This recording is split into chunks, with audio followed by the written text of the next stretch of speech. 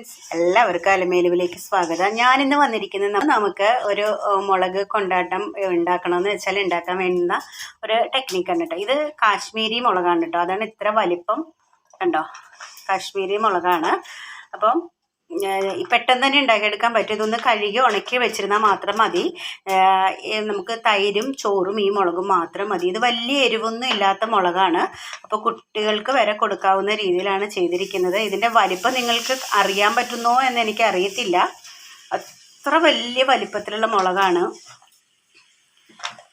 നേരിട്ട് ഭയങ്കര വലിപ്പമാണ്. ഫോണിൽ എത്രമാത്രം നിങ്ങൾ ഇതിൻ്റെ വലിപ്പം അറിയുന്നുണ്ടെന്ന് എനിക്കറിയില്ല, പക്ഷെ ഭയങ്കര വലിപ്പത്തിലാണ്. അപ്പോൾ എല്ലാവരും ഇതൊന്ന് ട്രൈ ചെയ്ത് നോക്കണം. ഈസി ആയിട്ട് ഉണ്ടാക്കിയെടുക്കാൻ പറ്റുന്നതാണ്. തൈരിൻ്റെ കൂട്ടത്തിൽ ചോറ് കഴിക്കാൻ വളരെ ടേസ്റ്റാണ്. അപ്പോൾ പോവാം നമുക്ക് വീഡിയോയിലേക്ക്.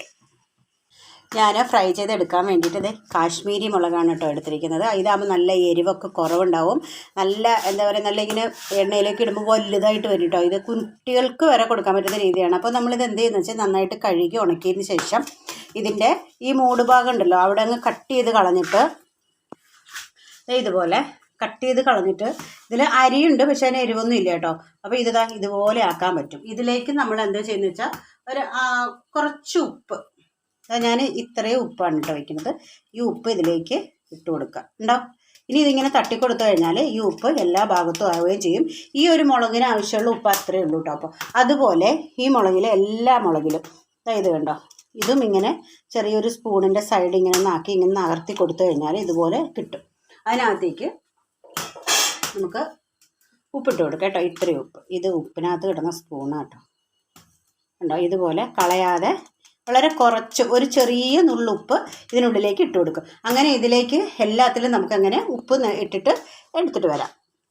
നമ്മുടെ മുളകിലെല്ലാം ഞാൻ ഇതുപോലെ ഉപ്പ് എടുത്ത് വെച്ചിട്ടുണ്ട് കേട്ടോ. അത് ഫ്രൈ ചെയ്യാൻ വേണ്ടിയിട്ട് ഞാനൊരു ചീനിച്ചട്ടി വെച്ചിട്ടുണ്ട്. നമ്മളിത് ഫ്രൈ ചെയ്യുന്നത് വെളിച്ചെണ്ണയിലാണ് കേട്ടോ. വെളിച്ചെണ്ണയിൽ ഫ്രൈ ചെയ്താലേ ടേസ്റ്റ് ഉണ്ടാവുള്ളൂ. അപ്പോൾ നമ്മൾ കുറച്ച് വെളിച്ചെണ്ണ ഒഴിച്ചു കൊടുക്കുകയാണ്. നമുക്ക് 10 മുളക് വറക്കാൻ ഇത് മതിയെന്ന് വിചാരിക്കുന്നു, അല്ലെങ്കിൽ നമുക്ക് വീണ്ടും ഒഴിച്ചു കൊടുക്കാമല്ലോ. അപ്പോൾ അധികം ആക്കണ്ടല്ലോ, ഉപ്പ് അതിനകത്ത് കൂടെ പിടിക്കില്ലേ. അപ്പോൾ അതുകൊണ്ടാണ്. അപ്പോൾ എണ്ണയൊന്ന് ചൂടായതിന് ശേഷം നമുക്ക് നമ്മുടെ കാശ്മീരി മുളകൊന്ന് ഫ്രൈ ചെയ്തെടുക്കാം. അപ്പോൾ നമ്മുടെ എണ്ണയൊന്ന് ചൂടായി വന്നിട്ടുണ്ട്. നമുക്ക് നമ്മുടെ മുളകുകൾ ഇട്ട് കൊടുക്കാം.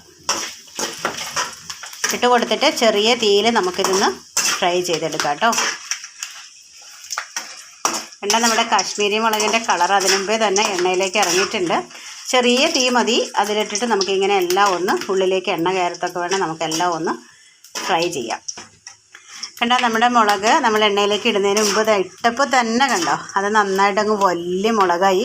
ഇത് എല്ലാം നിവർന്ന് വരും കേട്ടോ നല്ലതായിട്ട്. അപ്പോൾ നമ്മളിതിനകത്ത് ഇത് അല്ലെന്നുണ്ടെങ്കിൽ നിങ്ങൾ ഇതിനകത്തേക്ക് എന്താ പറയുക, ഉപ്പ് ഇടുന്നില്ല എന്നുണ്ടെങ്കിൽ നിങ്ങൾ ഈ എണ്ണയിലേക്ക് ഇട്ടാലും മതിയാവും.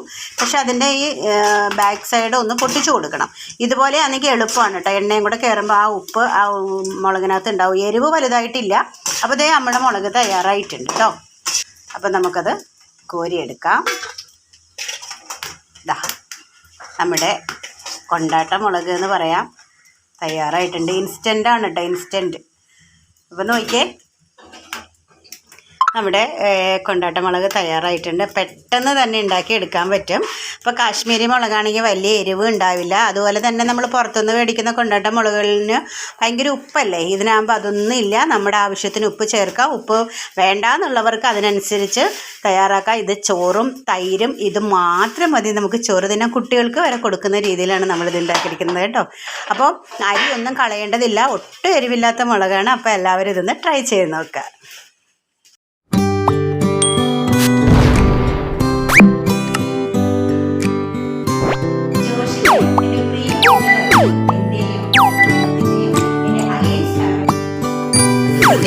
പോകാത്ത രീതിയിലുള്ള